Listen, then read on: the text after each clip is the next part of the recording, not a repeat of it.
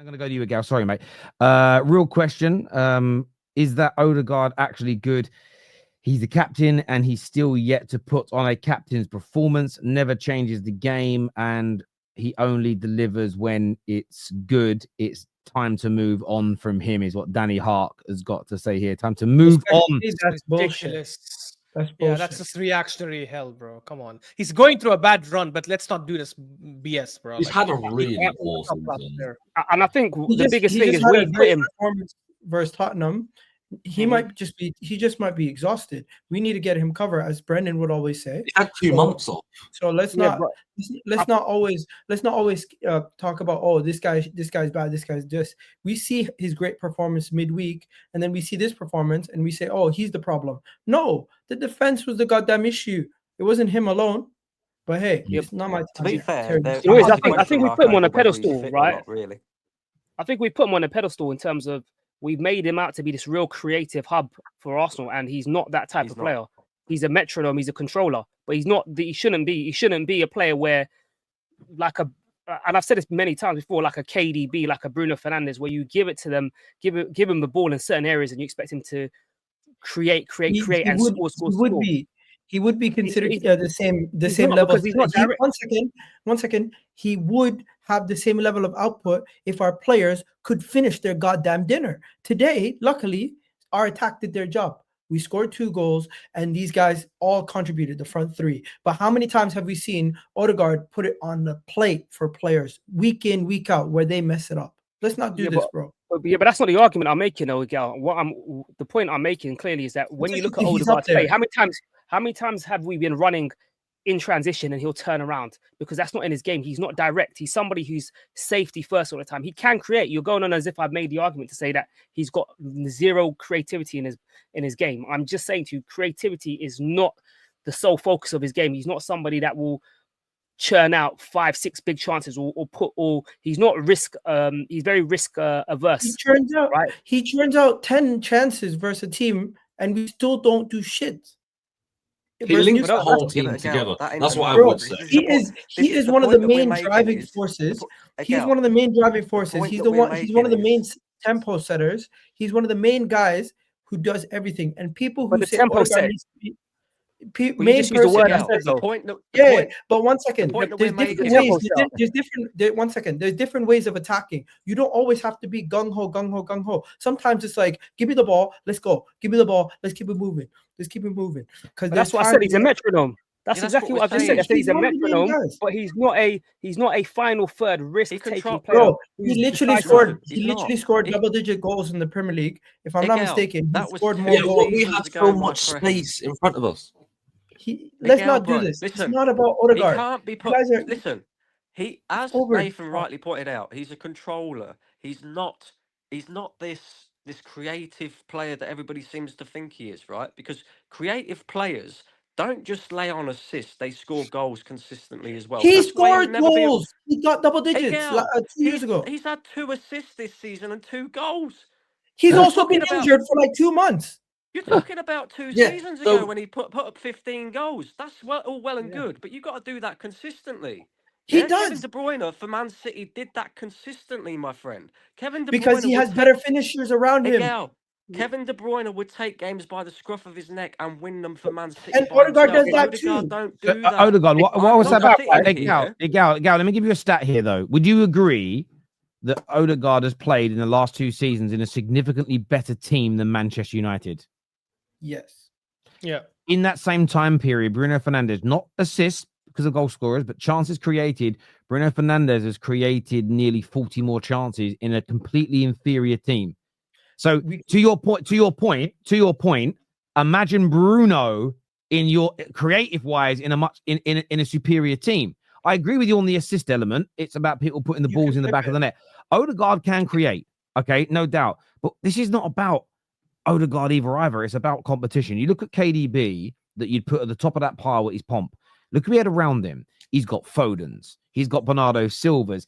The pressure and the problem with your team is a lot of the time, if Odegaard doesn't create, who else steps up? So I wouldn't even solely blame him. And this is what happens sometimes when you don't have enough players like him. Who can you bring on from the bench who's like him? Who can play alongside alongside him who's also creative and can take that burden away from him. That is what I would look at more if I was an Arsenal fan than Odegaard individually, because most of the top teams have more than one player who can open up another team and break the lines. Let's do this. Terry, that stat you read. Who's second in that? One second, Igal, 1 sec. That stat you read. Who's second in that list after Bruno? I don't know. And I think it is Odegaard. I think I think Bruno's high ahead of everyone else. Terry, I'm gonna have to bounce, but can I just say this quickly? Yeah, go on.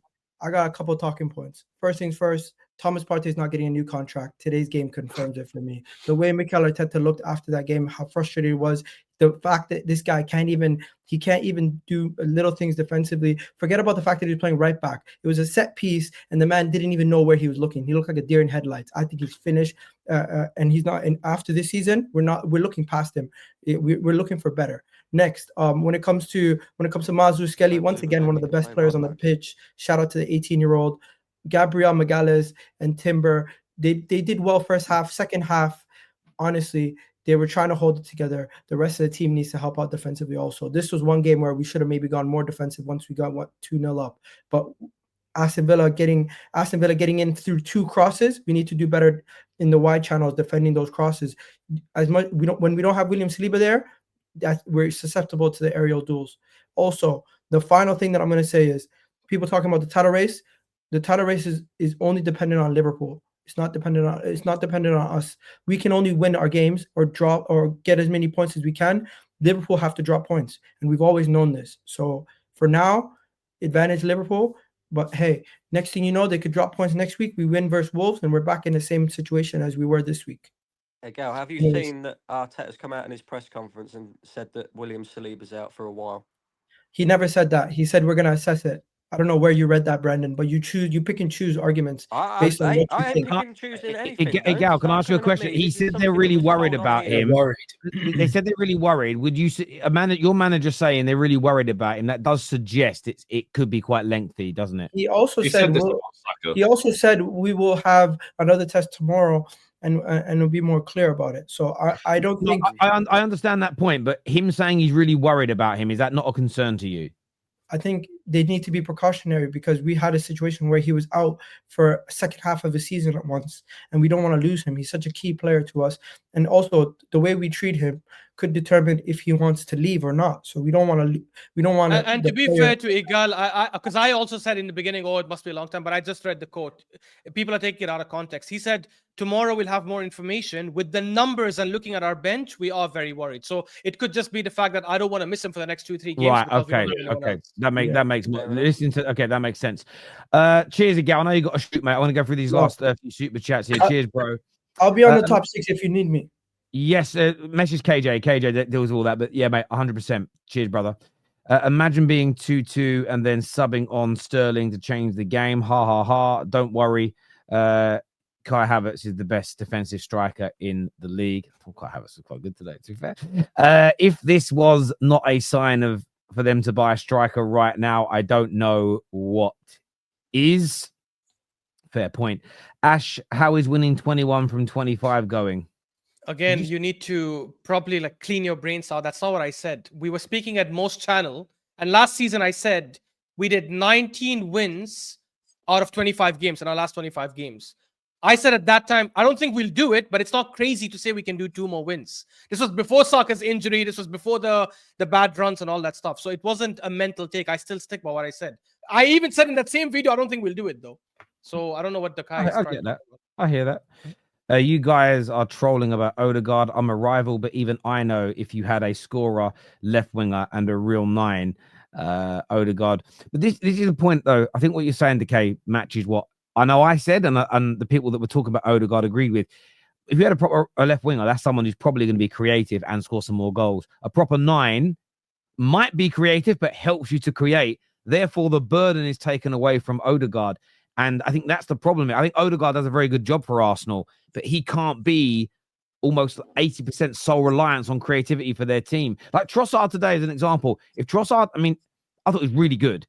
Trossard needs to do that.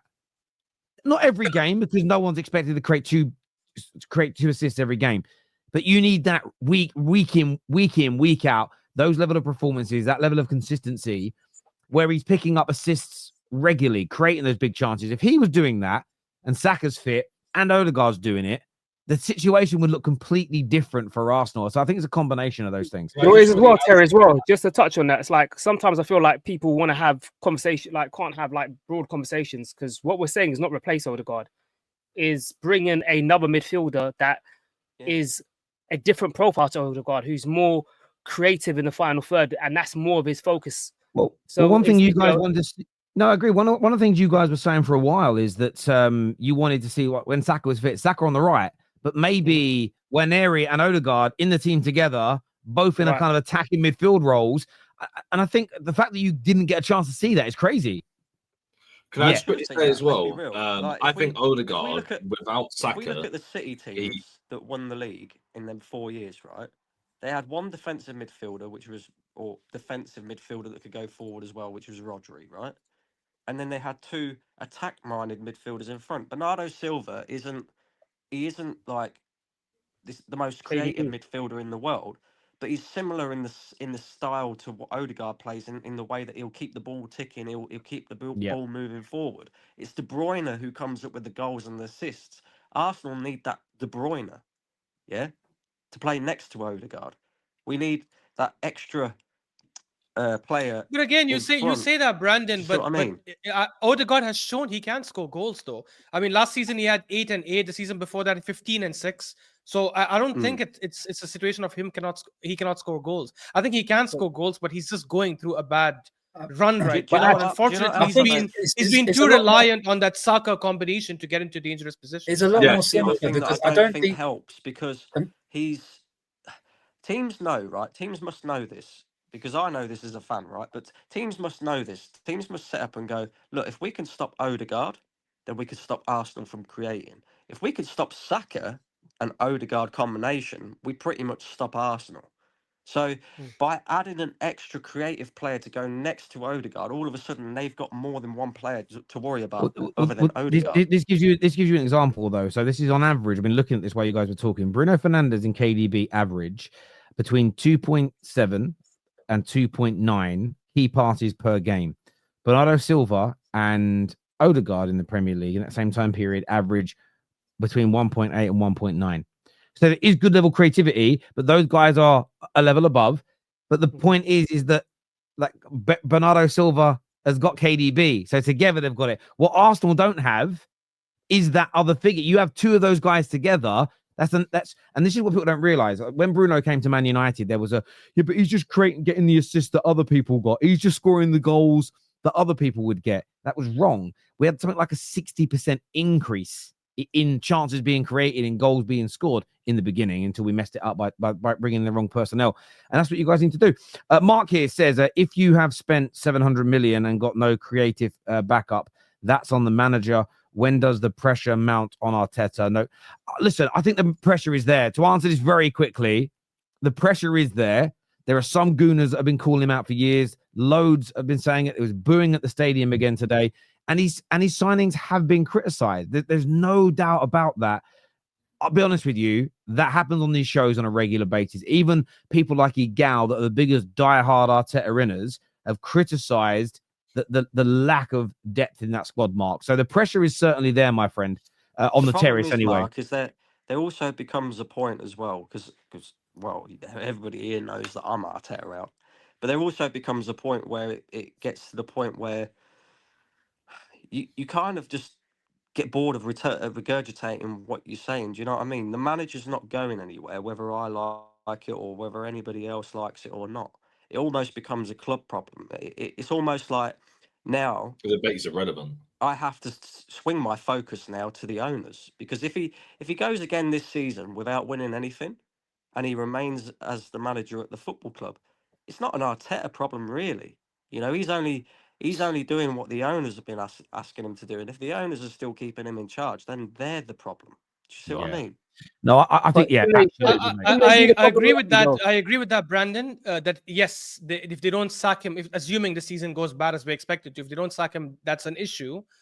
But Unfortunately, that's the one thing you can do nothing about because they own the club. Like if people are sitting there thinking, I know you didn't say that, so I'm not saying you did, but a lot of people are like, oh, Kroenke out, which for me is just ridiculous because I think they've backed him enough and they've spent money. And that's the one thing that there's no point of talking about because you're never going to be able to change that.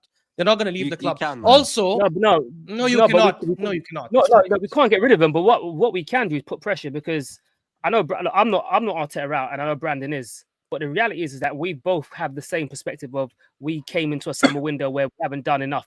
And that falls on the owners. Whether you think the manager is good enough or not, the owners haven't given the manager enough resources to go out and do something, to go out and do the job. How do we know that, though? How do we know the manager didn't ask for certain players? The manager didn't push for because his first choice was Jono Hato and he got Calafiori. Somebody has to be held accountable. You know, so if the owners are not going to hold accountability for that, then unfortunately it becomes I will say, guys, just into the time, that's like the whole new debate for another day. I want to just do these last few super chats here. Boomer Goodness says the other guy is Bukayo Saka. Terry, he's out. I understand that Saka's got a good level of creativity. I'm talking about someone that's more central, if I'm being honest. I'm talking about someone that, if you get a striker and a winger that create and score more, absolutely. I think you need more in those central areas as part of your midfield. If I'm going to be really specific, Boomer Guna, I think you need that. And that isn't always the start. I mean, you tried doing it and it was meant to be Fabio Vieira and he just didn't deliver. You need that. Maybe it's going to be Waneri as an example, but then you do need cover for Bukayo Saka as well. So it still needs bolstering in your team, I think, my man. Saka, 2022-23 type player with Odegaard, Rice. I mean, I get why you guys would want that. Are we signing anyone in January or are we cooked? I don't know. There's links, but we don't ever know, do we? I've already said Rashford. Rashford's coming, bro. I'm telling you. I hear you. My house on it. He's going to Italy, apparently. Yeah, I put my house on it. Deadline day. Just don't trust whatever Matt says. Matt's sources have got everything wrong in the last 12 months. Everything. I do think he'll leave the country. How about Arteta's mentality, guys? I think we've touched on this a lot already, and I think there's certainly been moments, and it's weird though. Like when a manager is winning and he's a great winner and he gets angry on the sidelines, it's seen as passion and him trying to influence the refs and do things. When a manager isn't winning trophies and they do it, it's seen as, oh, maybe it will set a bad precedent for the players. If Kiwior can't get in the team thing as well, Tel. I know you want to read these out. So I'm going to make this real quick. The funniest thing about today's game was it reached 90 minutes or 92 or 93 minutes or something. 97 minutes added on in total. And it panned over to Arteta and he's talking to the fourth official about Aston Villa time wasting. Like Arsenal haven't been doing that all season. I know. If Kiwior can't get in the team for a midfielder, why is he at the club? I think that's been addressed by the panel tonight. Absolutely. Sell him, move him on. This here says, if this is the Arteta and owners out week, next week it is the we'll catch them and win it week. It repeats. Listen, let's be fair. The people that are asking for Arteta to go and blaming are not the people that said we're going to hunt down Liverpool and catch them and beat them. It's different Arsenal fans. They're not a monolith. They're not all the same. They have different views, and opinions. Look, I want to thank everyone who's tuned in to the Full Fan Highlight Show tonight. Please hit the like button before you leave. And this is going to redirect you.